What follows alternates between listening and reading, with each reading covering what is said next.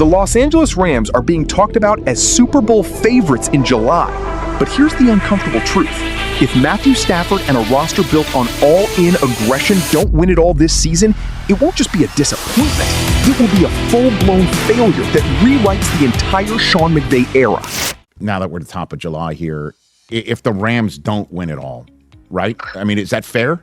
You know how difficult it is, but is that fair? Because that's going to be the conversation going into the National Football League season if everybody remains healthy throughout training camp. 100% on that first game for they and the 49ers in Australia. It's like if they don't win it all, certainly if Aaron Donald even returns between now and then, Ryan, am I wrong?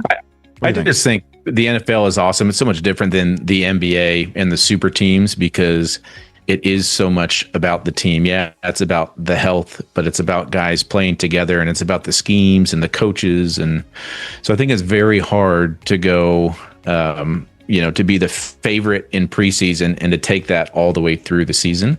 I mean, we still have to remember, I know they've made their improvements, but, Seattle won the whole thing last year. So, yes, I think they should be the favorites. Does that mean they're going to win the whole thing? I think that's a very, very difficult thing to do because it isn't just five guys out there, passing the ball around and shooting threes. And this is a whole team. Special teams we saw last year was a downfall for them. So how do they improve their special teams?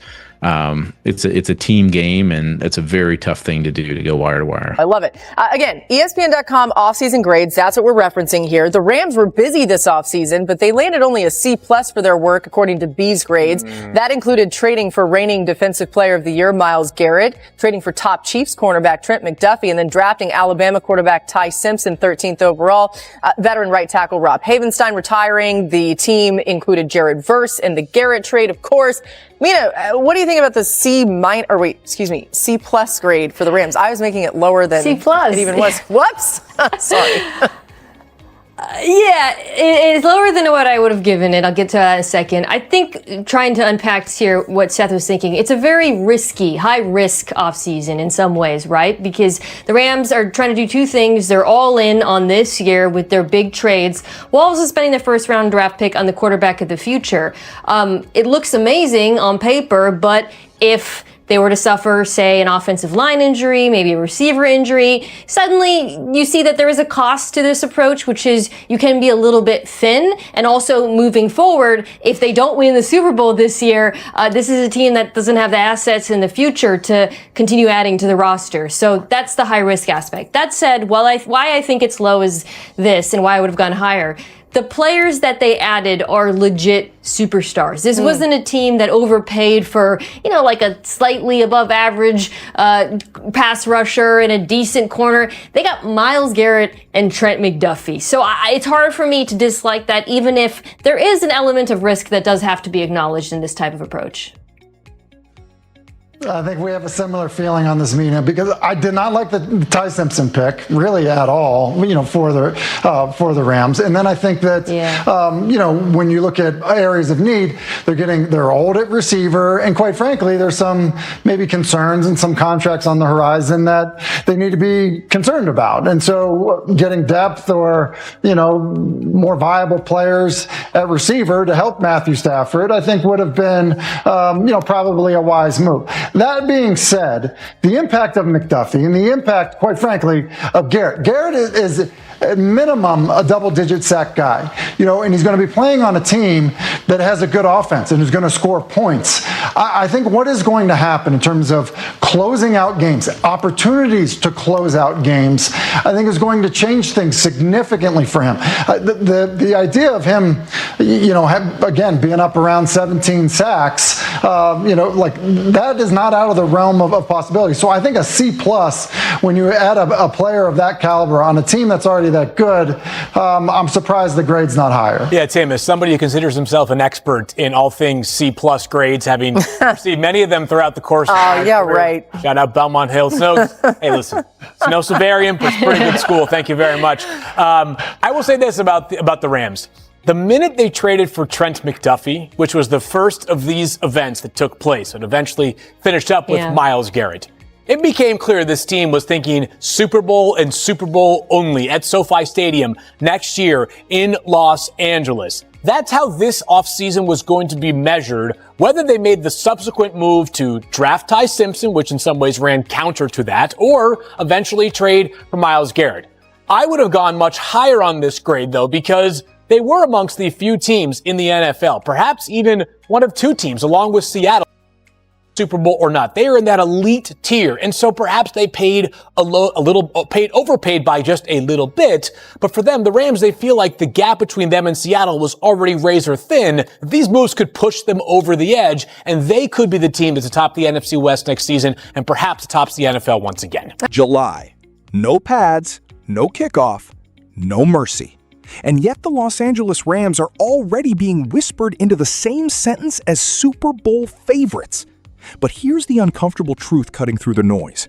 If Matthew Stafford and this all-in, high-aggression roster fail to win it all this season, it won't just be a setback. It will be labeled a collapse, a full-scale indictment of the Sean McVay era. Because when you load everything into one season, future draft capital, financial flexibility, roster depth, you are not building for contending. You are building for now or never. And in the NFL, now or never doesn't come with a safety net. But the pressure didn't appear out of nowhere. It was engineered through a chaotic offseason that split analysts straight down the middle. The debate begins with a grade that feels almost insulting, or brutally accurate, depending on who you ask. A C+ offseason rating. That number alone ignited controversy across NFL circles. The Rams made seismic moves, trading for Defensive Player of the Year caliber talent in Myles Garrett, acquiring elite corner presence Trent McDuffie, and then shocking the league by selecting quarterback Ty Simpson with the 13th overall pick. All while veteran right tackle Rob Havenstein retired, stripping experience from the offensive front. On paper, it looks like a franchise swinging for immortality. But critics see something else. Imbalance. A team trying to win today while also quietly preparing for tomorrow. And in the NFL, trying to live in both timelines often leads to falling apart in both.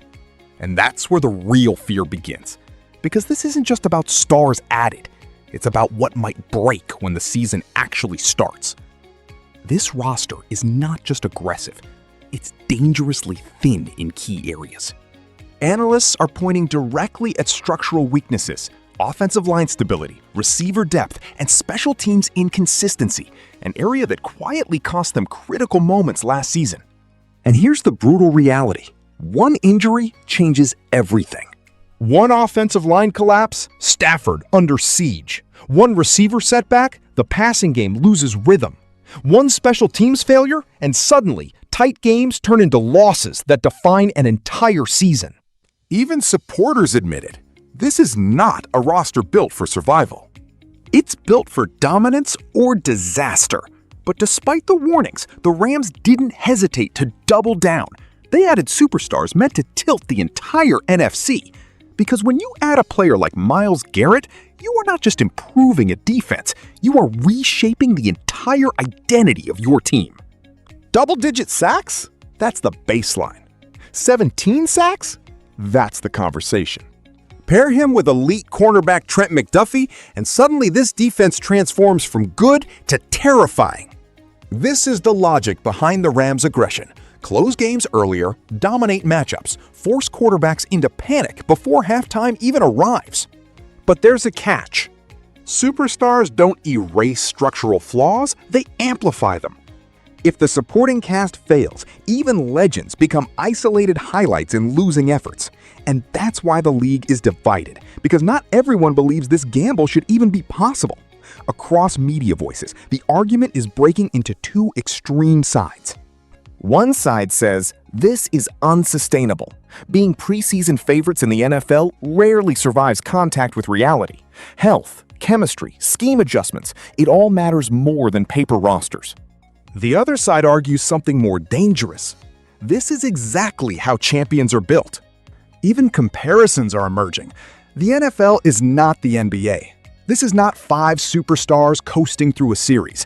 This is a 53-man war machine where special teams can decide championships, And last season already proved it. Unexpected teams can rise, expectations can fail, and favorites can fall.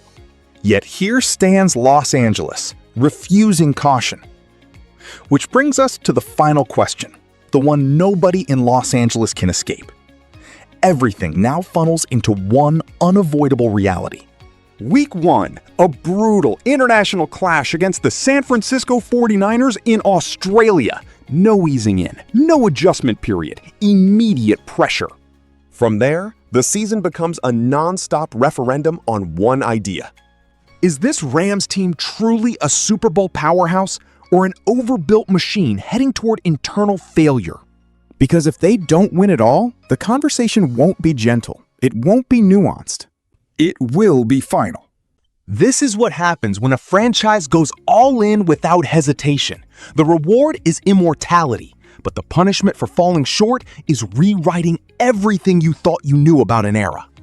And in Los Angeles, under the shadow of McVay, Stafford, Garrett, and McDuffie, the line between legacy and collapse has never been thinner.